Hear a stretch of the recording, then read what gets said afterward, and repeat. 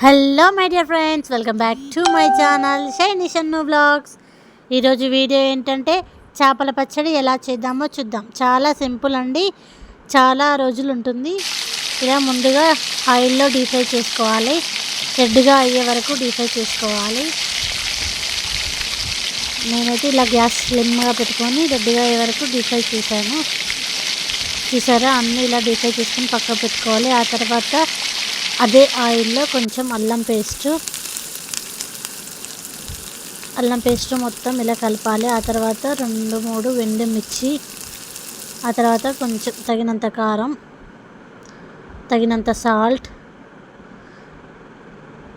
ఆ తర్వాత కొంచెం ధనియా పౌడర్, కొంచెం జీలకర్ర మెంతుల పౌడర్, కొంచెం గరం మసాలా, కొంచెం సాల్ట్ వేసుకొని మొత్తం కలుపుకోవాలి.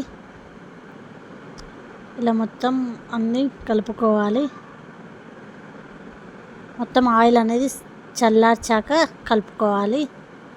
ఆ తర్వాత మనం ముందుగా ఆయిల్లో వేయించుకున్న ఫిష్ని ఇలా మనం వేసుకోవాలి.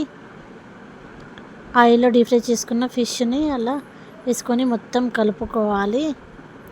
కొంచెం ఫిష్ మాడిపోయాయి, కొంచెం అలా మొత్తం అడగంటకుండా అలా కలుపుకోవాలి. ఆ తర్వాత లెమన్ అనేది పిండుకున్నామంటే ఎక్కువ రోజులు ఉంటుంది. ప్లస్ మళ్ళీ లెమన్ పిండుకుంటే టేస్ట్ కూడా చాలా బాగుంటుంది. మీరు కూడా ఒకసారి ఇలా ట్రై చేయండి. చాలా సింపుల్ అండి ఫిష్ పచ్చడి అయితే. 1 నెల రోజులు అలా ఉంటుంది నిల్వ పచ్చడి.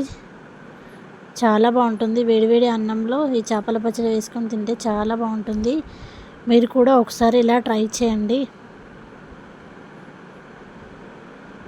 ఆ తర్వాత ఒక బౌల్లో సర్వ్ చేసుకున్నాను నేను.